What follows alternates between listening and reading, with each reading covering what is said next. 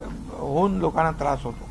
म्हणून आज आपण पाहिलं की जो एक प्रयोग या जिओ पॉलिमर टेक्नोपॅथचा आपण इथं केला आणि M60चं RMC आपण वापरलं. तुम्ही पाहिलं पत्रकारांनी एक खड्डा भरून होत होता, तो दुसरा खड्डा देखील आपण त्याच वेळेस भरला आणि त्याच वेळेस तो पहिला जो भरलेला खड्डा तो एकदम कडक रस्ता झाला. त्यामुळे ही टेक्नॉलॉजी पावसामध्ये आपल्याला आम्ही ठाण्यात, नाशिक रोडला, मुंबई, गोवा या ठिकाणी वापरली आणि त्याचबरोबर जिथं खूप मोठ्या प्रमाणावर पाणी येतं, खालून चिखल आहे, दलदलीचा भाग आहे, त्या ठिकाणी हे देखील आपल्याला उपयुक्त ठरत नाही. त्या ठिकाणी प्रिकास्ट पॅनल, एक कॉन्क्रीटचा रस्ताच, जसं आपण कॉन्क्रीटचे रस्ते बनवतो तसे प्रिकास्ट पॅनल आम्ही कास्टिंग केले होते आणि जवळपास 200 प्रिकास्ट पॅनल या ठिकाणी, ज्या ठिकाणी अतिशय चिखलाचा भाग, दलदलीचा भाग आहे, पाणी जिथं सातत्याने येतं त्या भागामध्ये देखील आपण ते टाकले. आणखी ज्या ज्या भागामध्ये अशा प्रकारचे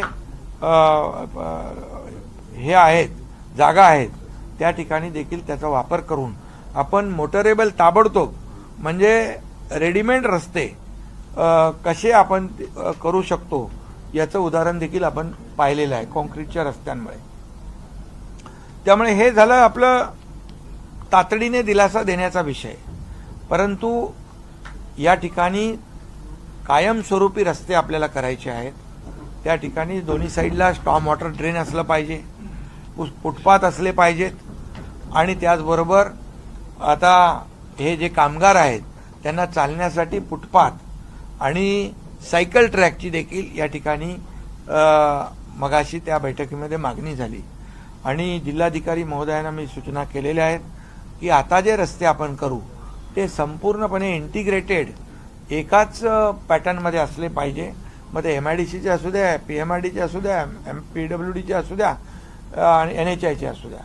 त्यामुळे हे सगळे जे आहेत हे पुढच्या संपूर्णपणे 10 महिन्याचा कालावधी जिल्हाधिकाऱ्यांनी या ठिकाणी घेतलेला आहे. मला वाटतं आपण तो आणखी कर्टेल करू शकतो, आणखी कमी करू शकतो, कारण आता जो शिक्रापूर तळेगाव हा जो रस्ता जो अवॉर्ड झालेला आहे त्या ठिकाणी देखील जे काम संत गतीने सुरू आहे. कलेक्टरना सांगितले तिथे चांगल्या दर्जाचं काम करणारा, फास्ट वेगाने काम करणारा माणूस त्या ठिकाणी अपॉइंट करा आणि तो रस्ता तात्काळ त्याचं काम सुरू करा. त्याचबरोबर दुसरा एक 3 किलोमीटरचा PMRDचा रस्ता आहे, त्याला देखील तयार करण्याच्या सूचना दिलेल्या आहेत, जेणेकरून एक्झिट आणि एंट्रीला 3 रस्ते आपल्याला उपलब्ध होतील आणि त्यामुळे वाहतूक कोंडी जी आहे ही वाहतूक कोंडी दूर होण्यासाठी मोठ्या प्रमाणावर या ठिकाणी मदत होईल. त्याचबरोबर जो काही कचऱ्याचा विषय होता या बाबतीत देखील उद्योग मंत्र्यांनी PMRDला जागा दिलेली आहे. ताबडतोब प्रोसेसिंग युनिट या ठिकाणी सुरू करण्याच्या सूचना दिल्यात.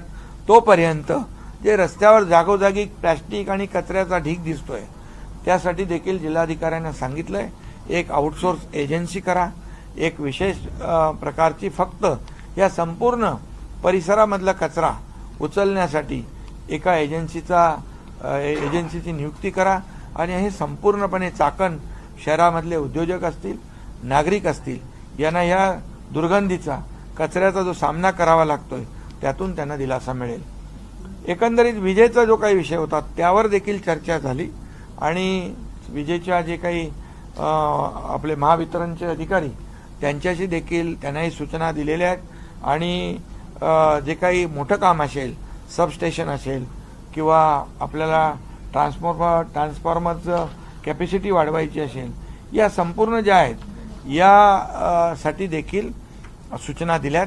मला वाटतं एकंदरीत उद्योजकांच्या ज्या ज्या काही सूचना होत्या त्या आपण त्याला काम सुरू केलेलं आहे, चालना दिलेली आहे. त्याचबरोबर मेट्रोचं काम सुरू आहे, मेट्रोचे हर्डीकर यांच्याशी देखील मी बोललो. मेट्रोचं काम देखील इकडे सुरू आहे, पण ते नाशिक फाटा ते चाकण राजगुरुनगर आणि तळेगाव चाकण शिक्रापूर याचा देखील त्याच्यामध्ये अंतर्भाव करावा अशा प्रकारच्या सूचना मी दिल्यात आणि त्याची फिजिबिलिटी चेक करून DPR तयार करण्याच्या सूचना त्यांना दिलेल्या आहेत. त्यामुळे ते देखील हर्डीकर यांनी त्यांची टीम ते करेल, जेणेकरून मोठ्या प्रमाणावर इथल्या भागातल्या लोकांना दिलासा मिळेल. चाकण नगर परिषदेचा जो DP आहे, मगाशी मला कोणीतरी विचारलं, तो DP देखील तात्काळ लवकर मंजूर केला जाईल आणि चाकण नगर परिषदेतल्या नागरिकांना दिलासा देण्याचं काम या ठिकाणी केलं जाईल. पाणी पुरवठ्याच्या बाबतीमध्ये स्वतः आम्ही आता पुढच्या आठवड्यामध्ये आपले पाणी पुरवठा मंत्री गुलाबराव पाटील यांना देखील इथं स्वतः पाठवतोय. ते देखील इथल्या लोकांशी बोलतील, इथली समस्या सांगतील आणि त्याचा देखील आपल्याला चर्चा करून सोडवणूक करता येईल. लोकल विषय की तुम्ही DPR चाकणचं मंजूर करताय, परंतु इथं PMRDAचा DPR अजिबात मंजूर नाही. त्यामुळं ह्या चाकण परिसरातली जी गावं आहेत, जी औद्योगिक वसाहतीजवळ आहेत, त्यांचं अक्षरशः UP आणि बिहार सारखं बकालीकरण झालंय. अंतर्गत रस्ते छोटे आहेत आणि त्यामुळे जे मुख्य रस्त्याला मिळतात, तळेगाव चाकण शिक्रापूरला असेल, पुणे नाशिक महामार्गाला जोडणारे जे अंतर्गत गावांचे रस्ते आहेत ते अतिशय अरुंद आहेत आणि म्हणजे ते फक्त 10 फुटाचेच राहिले. मग त्याच्यावर तुमचा कंटेनर जाणार कसा? नाही, त्या बाबतीमध्ये कुठलं चाकण DPचं म्हणताय आपण, PMRDAचे रस्ते,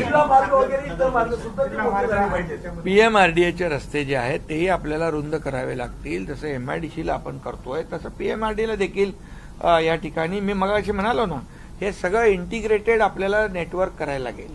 त्यामध्ये सगळ्या PMRDA आली, MIDC आली, PWD आली, या सगळे जे रस्ते आहेत हे रस्ते आपल्याला रुंद करावे लागतील. चाकणमध्ये जशी MIDC आहे, उद्योग आहे, तसं PMRDA पण आहेत ना. त्यामुळे आपल्याला ते करावं लागेल, ते करणार आपण. महानगरपालिकेच्या बाबत पण भूसंपादनाच्या बाबत पण काही शेतकऱ्यांचे सकाळी आम्हाला शेतकरी भेटले, जो रस्ता आहे त्याबाबत काही भूसंपादनाच्या बाबत काही शेतकऱ्यांचे प्रश्न आहेत, त्याबाबत काय? त्या बाबतीत देखील जिल्हाधिकाऱ्यांना मी सूचना केलेल्या आहेत.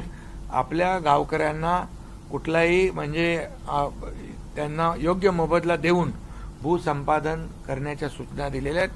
आपलं सरकार कुठलाही प्रकल्प करताना तिथल्या नागरिकांना तोशीत धरून त्यांच्यावर त्यांच्या कन्सेंटशिवाय कुठलाही प्रकल्प आम्ही केला नाही आणि करणार नाही. PMRDAचे अधिकारी शेतकऱ्यांची वर्तवणूक चांगली देत नाही अशा सगळ्या भावना शेतकरी. त्यासाठी आपण जिल्हाधिकाऱ्यांना 2 कमिट्यांचा अध्यक्ष केलेला आहे. ती एक बैठक दर शुक्रवारी होईल आणि एक बैठक